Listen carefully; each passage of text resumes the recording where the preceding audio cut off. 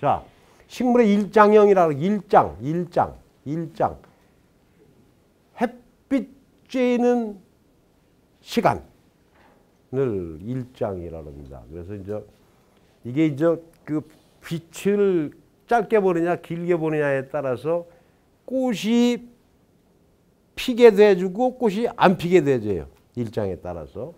그래서 이제 그거에 나타난 반응형을 가지고서 구분을 해서 장일식물, 단일식물 이렇게 얘기를 합니다. 장일식물은 16 내지 18시간 정도 조명을 해주면 좋을 것들이 이런 것들입니다. 그리고 밤낮에 겨울에 밤이 길죠. 그러면 낮이 짧죠. 그죠? 그렇게 생각하시면 여기 이제 제일 설명하기 쉬운 게 아까 얘기한 그 들깨를 얘기를 했어요. 들깨. 대표적인 게 이제 이런 거예요. 콩, 들깨, 목합이지만 이게 제일 아주 센시티브해요. 들깨라는 놈이. 이건 단일식물이에요. 그래서 햇빛 쬐는 시간이 짧아야지 개화유가 꽃이 펴요. 근데 거기다 불을 계속 켜야 되면은 이 시간 정도 조명을 해준단 말이야. 그 꽃이 절대 안 펴요. 화분화가 안 돼요. 그러니까 에너지는 계속 생성이 되죠. 그럼 뭐에 쓰느냐 하면은 자꾸 키우는 데만 에너지가 전부 쓰여 있는 거예요. 그러니까 혹시 여러분들 우리 들깨 안 들어간 데 없잖아요. 들깻잎. 삼겹살 싸 먹어야 되지, 해 싸 먹어야 되지, 깻잎 것도 박았다 먹어야 되지. 우리가 일반적인 종자를 목표로 한 들깨 농사는 들깨가 키가 그냥 막 이렇게 커요. 특히 그냥 장 맞아서 비 와서 또 내려가다가 거름땡이 옆에 이런 데 막 나는 게 들깨 아닙니까? 그죠? 들깨는 밀식해서 그냥 뚝뚝 끊어가서는 나물 무쳐 먹으면 좋잖아요. 들깨 같은 것들은. 근데 요즘 들깨는 시설 내에서 야간에 대표적인 단일식물을 햇빛을 많이 쏘여줘 가지고는 장일식물을 만들어 놓으려니까는 하우스 안에서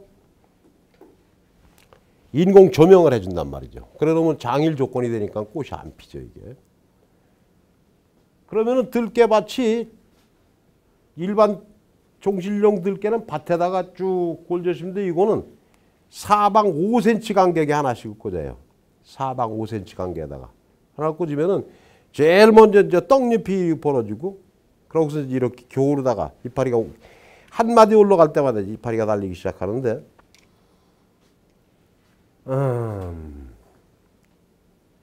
5cm 간격이니까 이 공간이 넓어지면 말이죠. 공간이 넓어지면은 사람도 시내버스 지하철 타면 끼면은 밀려 들어가면 꼼짝을 못 하대요. 그죠? 빡빡하게 해놓으면은 가지를 못 쳐요. 식물도. 근데 그놈도 널찍한데 혼자 내비두면 가지 쳐요. 그런데 들깨는 5cm 간격으로다가 쫙 그냥 아주 그냥 비닐가 그렇게 나와요. 검정 비닐가. 그래서 쫙 씌워놓고 종자 알 2개씩 3개씩 쫙 심어놓고서는 하나만 남기고 전부 섞습니다. 섞어내버려요. 그러면은 계속 외대로 올라가면서 사흘에 2매디가 나오던가 엄청 빨라요. 그러면 이틀 내지는 사흘에 한 번씩 궁둥이에 바퀴 달린 거 끌고 이렇게 움직이면서 따요. 그 뻘건 비닐을 끈 요만한 거 있잖아요. 들깨 이렇게 반 탁 접어서 묶는 거 있잖아요. 그거 여기다 딱 차고 앉아서 부부지간에 보통들 해요. 근데 이게 옛날 전부 쪼그리고 앉아가서는 저 부산 가기 전에 구포 들깨가 유명했어요. 옛날에는. 그러다가 요새는 금산 추부 들깨가 됐는데 금산 추부 들깨의 야간 조명하는 기술을 제가 실장하면서 그 기술을 개발해서 거기다 보급을 한 겁니다. 그래서 조명하는 시간도 30분 주고 10분 쉬었다가 30분 주고 뭐 계속 하는 게 좋으냐 뭐 별짓을 다 해보고 어떤 조건이 제일 좋은 거냐를 찾아내는 거예요. 예. 그러다 보면은 키가 요만큼 올라올 때 되면은 생명이 끝나요. 그러면 계절이 없어. 그거는 계절이 없어. 그러면 다 또 돌타리 한번 타서 흙 한번 섞어주고 그러고서 다시 해요. 1년에 몇 번씩 해냅니다. 그러면 지금같이 고도화된 기술이 되기 전에 초창기에 들깨 한 대에서 200원을 받았어요. 200원. 들깨 한 포기에서 200원. 그러면 100원은 품값으로 나가고 100원 내게 되는 거야. 들깨밭 주인이 100원 먹고 100원은 품값 주고.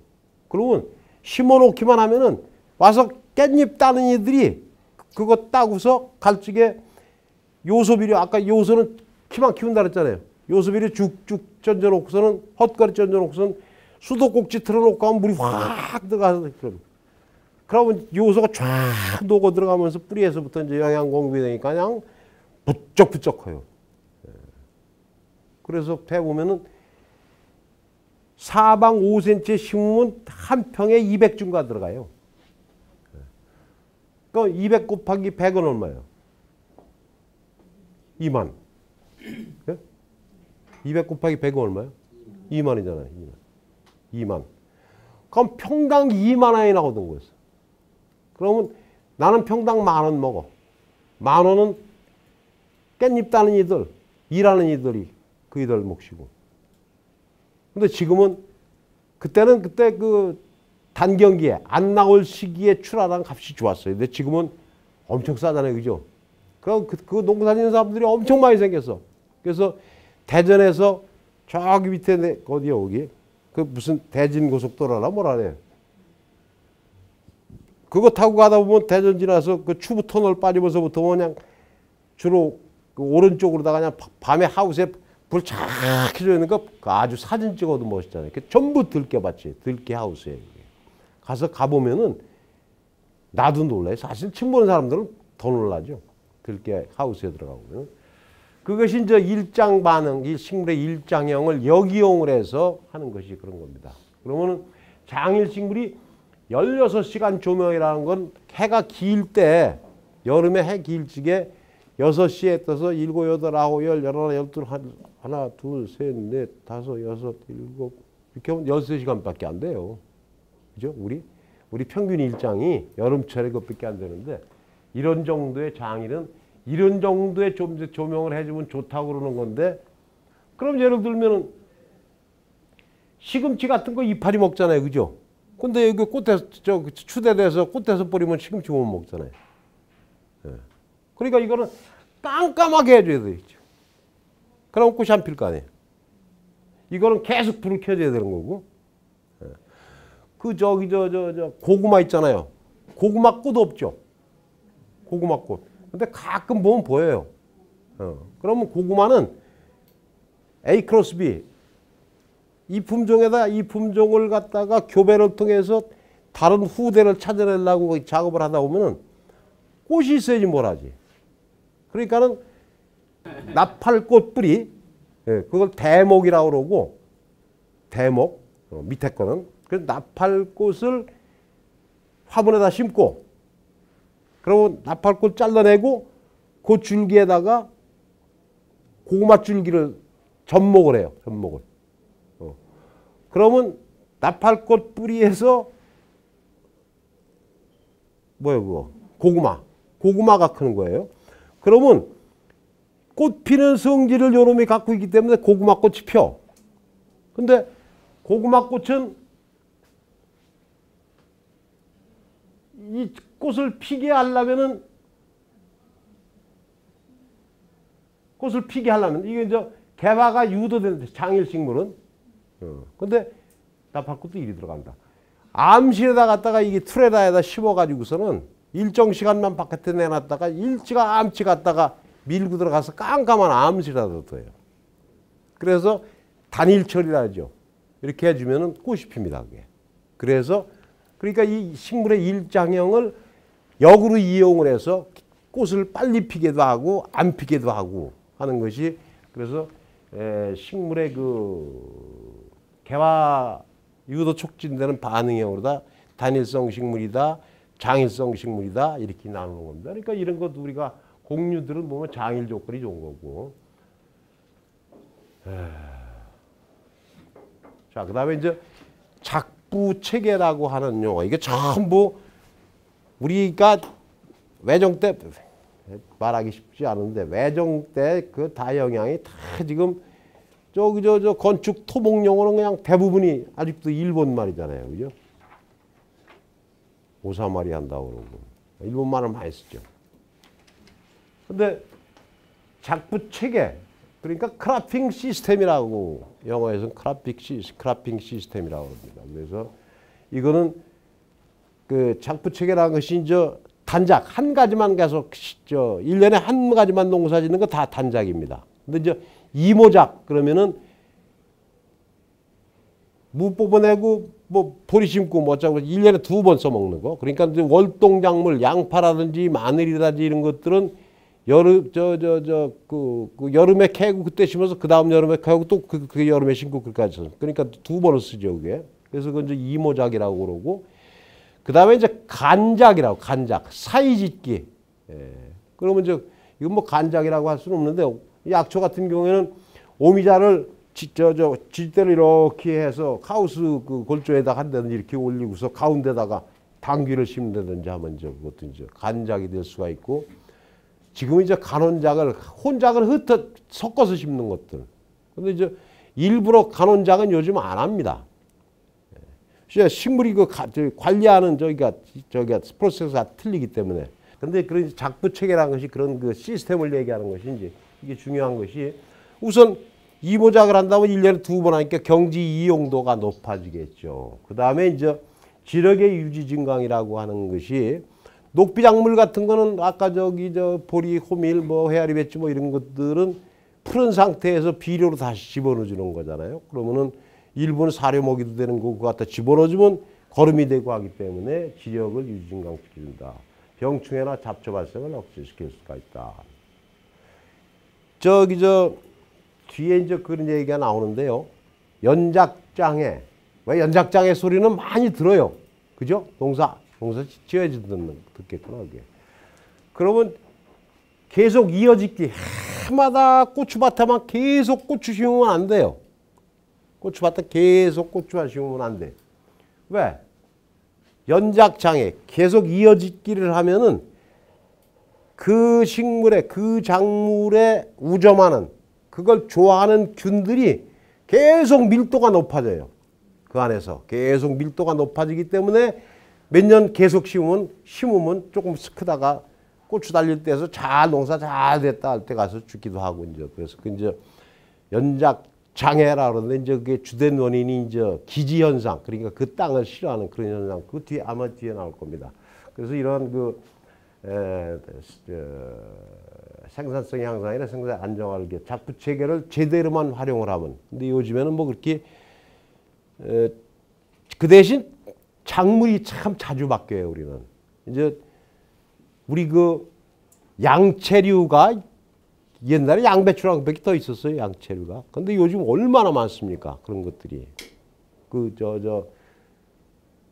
브로콜리 같은 거 이런 거. 브로콜리, 뭐 비트 그런 것들이 전통적인 충북 제천이라는 데 그렇고 이제 약초 얘기 다음 시간에 이제 해야 되는데 이 각 지역별로다가 어느 약초라는 것이 주산지라는 것이 형성이 좀 돼 있었었는데 그래도 끈질기게 제 아버지 쪽부터 그것만 농사 짓던 사람들은 지금 그걸 고집을 해서 수질을 맞출 때도 있고 망할 때도 있고 그런데 야 이거 해봤자 이거 또 올해 어떻게 될지 모르는데 누가 뭐 심었대야 그러면 갖다 전부 따라서 그거 심어요 전부.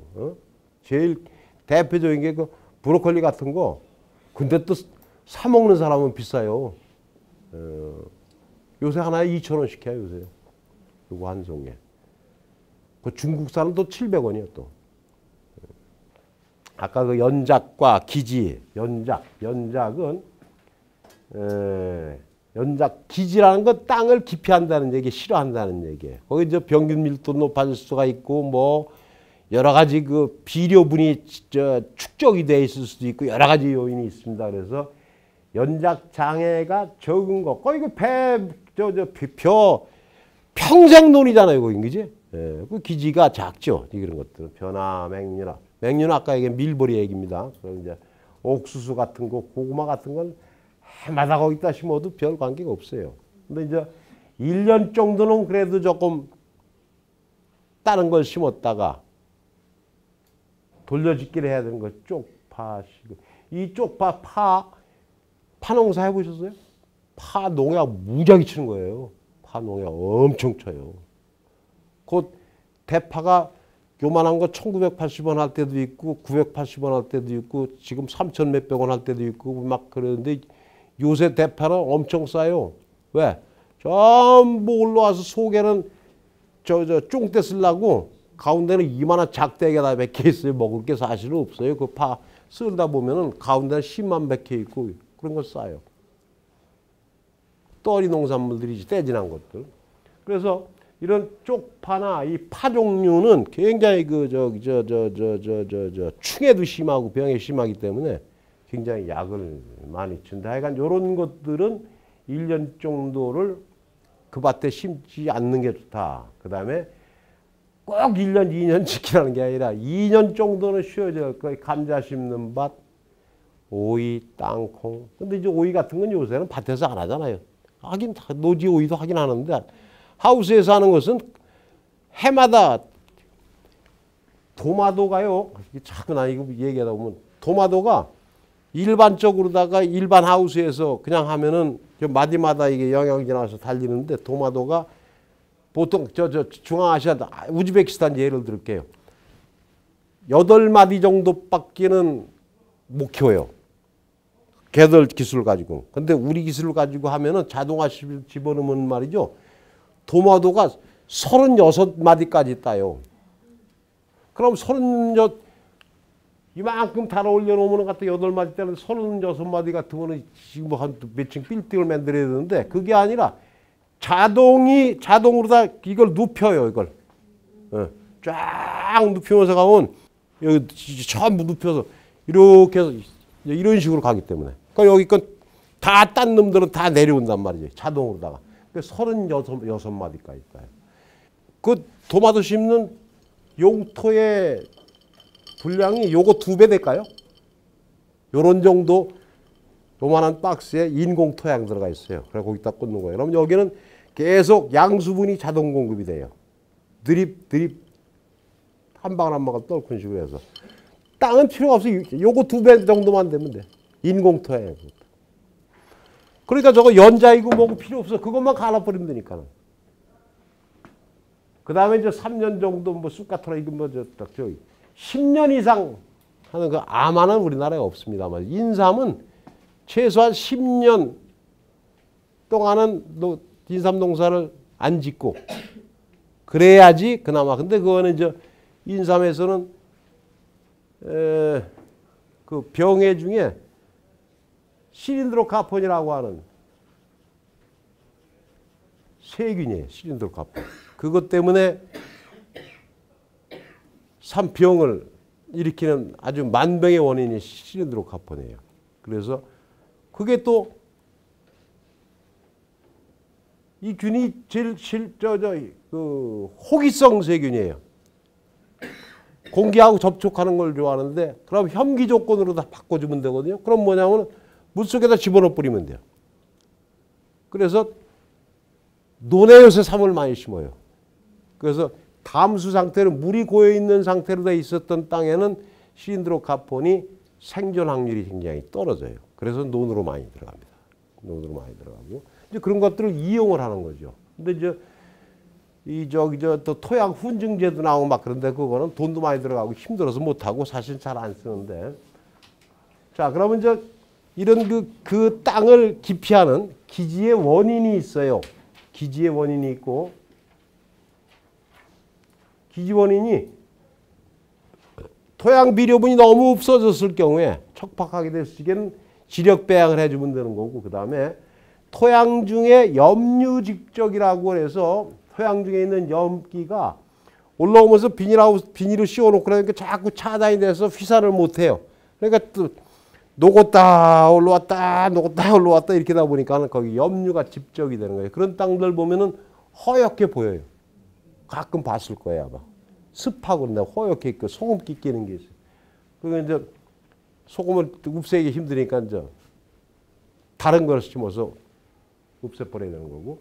그 다음에 이제 물리성이라고 하는 것은 갖다가 한 땅에서 계속 그 작물만 하다 보면 토양의 물리성이 토양의 화학성, 물리성, 토양 화학성이라는 건 비료분 같은 걸 얘기를 하는 거고 물리성이라고 하는 것은 아까 얘기한 토양 삼상이 악화됐을 때 계속 눌려있는 땅 같으면은 그 안에 공기 통하는 것도 떨어지고 물 통하는 것도 떨어지고 그 능력이 떨어집니다. 그래서 물리성이 악화되면은 이제 토양 소로 간다든지 갈아준다든지 이런 얘기를 해도 그 다음에 이제 유독물질이 축적이 된다. 유독물질이라고 건 농약이라고만 생각할 것도 아닌 거고 그 식물체가 자체 분비하는 유독물질이 있을 수가 있습니다. 그래서 그런 경우에는 담수 처리, 결국에 이제 물에 담근다든지 그래서 식혀주고 희석시켜주고 배출시켜주고 이제 그런 역할을 하고 그 다음에 이제 또 토양 선충, 네마토드라 그러죠. 토양 선충이라는 것은 콩뿌리에 그 뿌리혹 박테리아 붙는 것처럼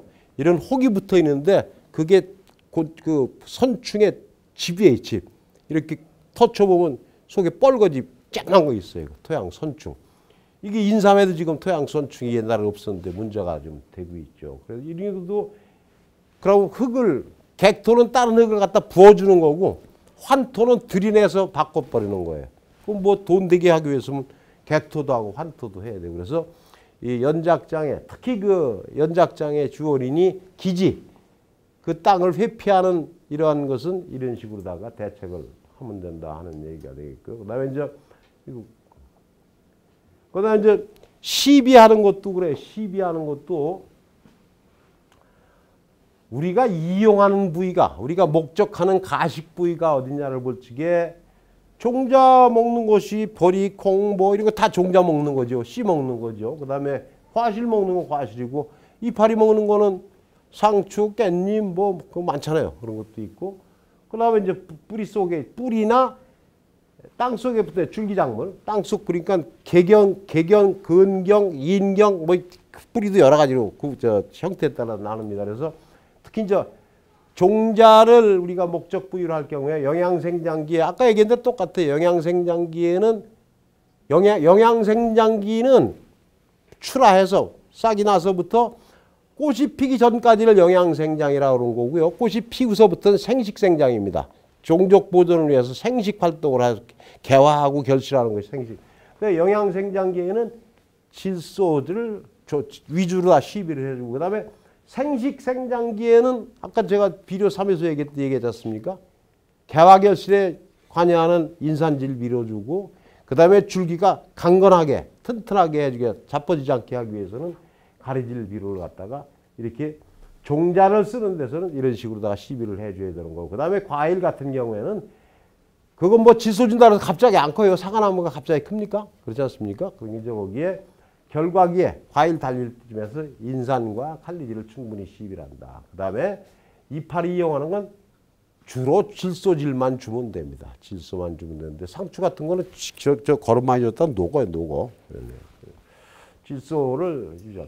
그 이제 땅 속에 있는 줄기작물에는 초기에는 충분한 질소를 주고 양분 저장이 개시되는 시기 그러니까 탄수 동화작용을 통해서 탄수화물이 만들어서 밑으로 내려가서 축적되면서 비대해지잖아요. 고구마 같은 거 이렇게 커지잖아요. 감자 같은 거. 이제 그때쯤 가서는 칼리 시비를 많이 해준다.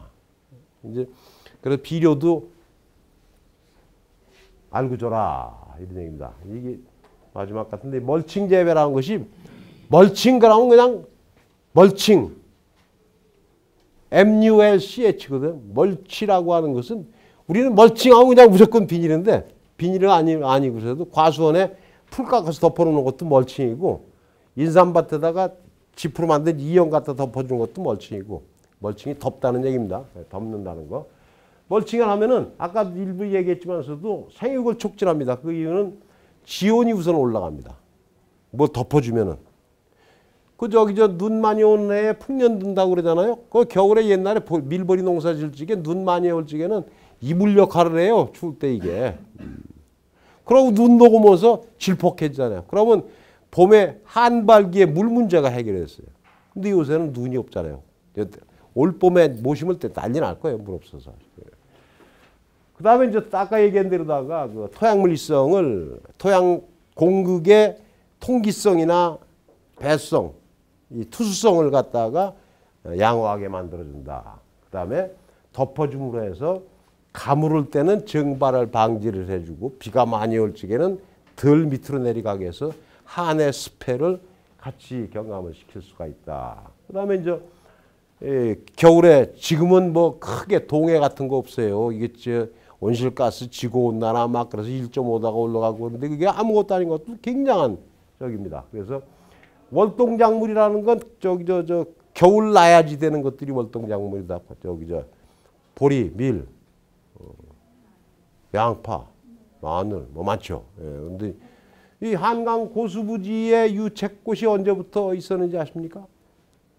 한강 둔치 고수부지에 서울시 무슨 뭐 해서 내 선배라고 찾아와서는 엄청 오래된 얘기, 한 30년 전에 이 남부 지역 이후에서는 겨울에 월동이 안 돼서 유채 농사를 할 수가 없었어요. 그래서 그 당시 이제 우리가 내한유채라는 품종을 만들어냈습니다. 내한유채. 추위에 견디는 힘이 강한 내한유채를 만들어가서 서울시 한강 하여간 그 서울시 공무원인데 관은 틀려도 선배라고 찾아왔더라고요. 그래서 우리는 뭐 그냥 누가 달라면 다 주니까. 그 오히려 적극적으로 우리가 해서 한강 고수부지에다 유채꽃을 저희가 처음에 가서 시작을 해서 거기다가 서울 시민들한테 구경거리를 제공해 준 사람입니다. 지금은 많을 거예요. 지금은 이제 온도도 올라갔지만서도 그러고 이제 그 내한유채 아니더라도 그린 플란트 버너리제이션을 안 시켜도 될 수 있는 품종을 만들고 했기 때문에 아무 데서나 월동이 되는 겁니다. 지금 옛날에는 안 됐어요. 저기 목배기롱 있잖아요. 목배기롱. 나무배기롱. 이쁘잖아요, 그거. 근데 그건 품종 개량이라 지구온난화 때문에 옛날에는 논산 떼서 저 밑으로 가야지 그게 겨울에 살았어요. 근데 지금은 뭐 아무데나 했잖아요. 그만큼 기상이 바뀌었다. 그 다음에 이제 멀칭을 하다 보면 잡초 발생 억제하죠. 당연히 꺼목비닐이 씌워진다든지 짚을 덮어놓고 부직포 덮어놓으면 광합성을 못하기 때문에 풀이 못 크는 거예요. 그래서 잡초의 발화도 억제를 시키고 생육도 조화를 시켜준다. 그 다음에 덮어줌으로 해서 풍식, 수식하니까 이게 한자가 참 바람에 깎여나가고 물에 깎여나가고 하는 것이 풍식, 수식입니다. 그 다음에 치임식, 가라앉는 것들. 그리고 유실, 빗물에 씻겨나가는 것도 많아요. 그래서 이런 것들을 경감시켜주는 것이 멀칭 재배 효과다. 이렇게 말씀을 드리면서 작물 재배 기초 이론은 근데 머릿속에 남은 게 뭐 있습니까? 비료의 삼요소 질소 인상 가리의 역할 정도 하고 그 정도는 좀 알아두시면 됩니다.